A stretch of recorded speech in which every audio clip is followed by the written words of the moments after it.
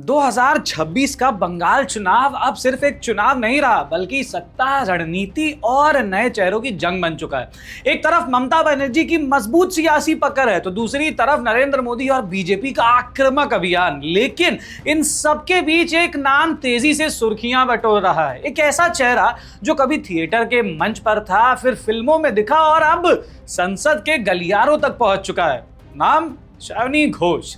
अब चर्चा सिर्फ इतनी नहीं है कि वो एक युवा सांसद है, बल्कि राजनीतिक गलियारों में ये भी कहा जा रहा है कि अगर वापस ममता दीदी की सरकार बनती है तो ये नायिका बंगाल की उप मुख्यमंत्री तक बन सकती हैं और राज्य की बड़ी जिम्मेदारियां संभाल सकती हैं। यानी ये सिर्फ एक नेता की कहानी नहीं, बल्कि उस उभार की कहानी है जहां ग्लैमर, राजनीति और सत्ता तीनों एक ही चेहरे में सिमटते हुए नजर आते हैं। नमस्कार दोस्तों, मेरा नाम मृणाल और आप देख रहे थे हिंदी टॉप। 2026 के बंगाल चुनाव में शायनी घोष की मौजूदगी सिर्फ चर्चा तक सीमित नहीं है, बल्कि जमीन पर भी लगातार दिखाई दे रही है। उनकी कुछ सभाओं का कोई आधिकारिक आंकड़ा सामने नहीं आया है, लेकिन चुनावी माहौल को देखते हुए ये साफ है कि वो दर्जनों रैलियों में, रोड शो और छोटी छोटी जनसभाएं कर चुकी हैं, उनमें दिख चुकी हैं। राजनीतिक स्पेक्ट्रम में, इलाकों में यह भी माना जा रहा है कि उनके प्रचार कार्यक्रमों की संख्या 50 से भी ज्यादा हो सकती है। सबसे अहम बात तो यह है कि उनकी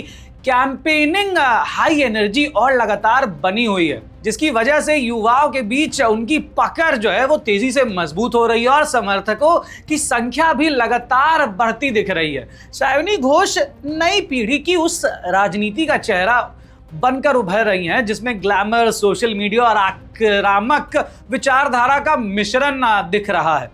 वो किसी बड़े राजनीतिक परिवार से नहीं आती हैं, लेकिन अपनी पहचान, बेबाकी और एक्टिविज्म के कारण उन्होंने बहुत कम समय में राजनीति में मजबूत की है, अपनी जगह बनाई है।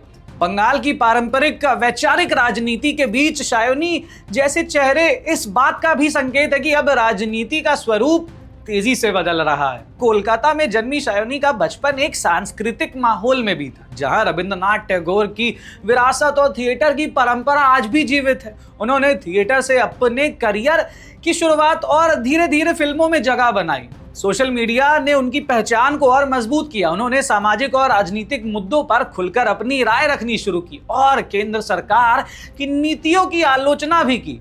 यही बेबाकी आगे चलकर उनकी राजनीतिक एंट्री का आधार बनी। दोस्तों, 2021 के बंगाल विधानसभा चुनाव के दौरान उन्होंने all India Trinamool Congress join करी और सीधे चुनावी मैदान में उतर गई।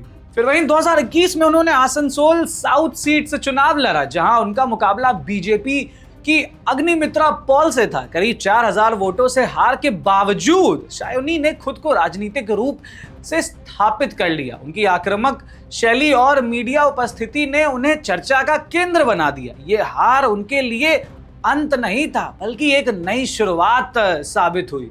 फिर चुनाव के बाद ममता बनर्जी ने उन पर भरोसा जताते हुए उन्हें तृणमूल यूथ कांग्रेस का अध्यक्ष बना दिया, जो पहले उनके अपने भतीजे अभिषेक बैनर्जी के पास था।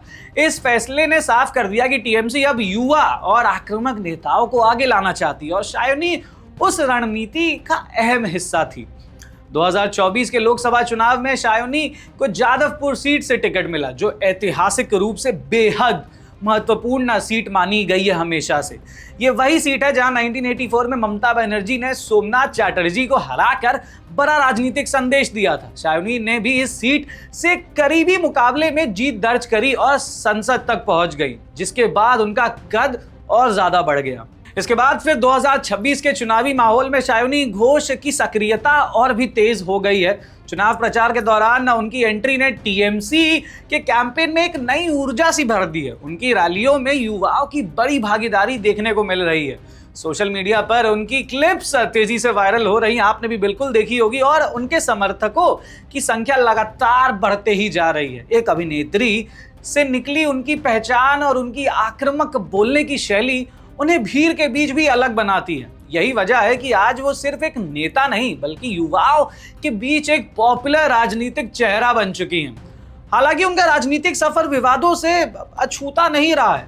शिवलिंग ट्वीट विवाद हो, त्रिपुरा केस या ईडी की पूछताछ जैसे मुद्दों ने उन्हें कई बार सुर्खियों में रखा। उन्होंने इन सभी मामलों को राजनीतिक दबाव करार दिया, जबकि आलोचकों ने इसे उनकी आक्रामक और विवादित छवि से जोड़ा। आज के बंगाल चुनाव में सायोनी घोष सिर्फ एक सांसद नहीं बल्कि टीएमसी की युवा और आक्रामक रणनीति का चेहरा बन चुकी हैं। वो मीडिया डिबेट से लेकर ग्राउंड कैंपेन तक सक्रिय हैं और बीजेपी के खिलाफ पार्टी की मजबूत आवाज के रूप में उभरी हैं। जहां नरेंद्र मोदी का अभियान राष्ट्रीय मुद्दों पर केंद्रित है, वहीं सायोनी जैसे नेता स्थानीय पहचान, संस्कृति और प्रतिरोध की राजनीति को आगे बढ़ा रहे हैं। सायोनी घोष का उभार सिर्फ एक व्यक्तिगत सफलता की कहानी नहीं बल्कि भारतीय राजनीति के बदलते स्वरूप की झलक है। फिल्म, सोशल मीडिया और एक्टिविज्म कि इस नए मिश्रण ने उन्हें एक अलग पहचान दी है। अब देखना यह होगा कि क्या वो सिर्फ टीएमसी का एक राजनीतिक प्रयोग साबित होती हैं या आने वाले समय में बंगाल की राजनीति की एक नई धुरी बनती है। ऐसी और खबरों और कहानियों के लिए देखते रहे द हिंदी टॉप। और अगर अभी तक आपने हमें हमारे सारे प्लेटफॉर्म्स पर लाइक, शेयर, सब्सक्राइब, फॉलो नहीं किया तो जल्द से जल्द कर ले।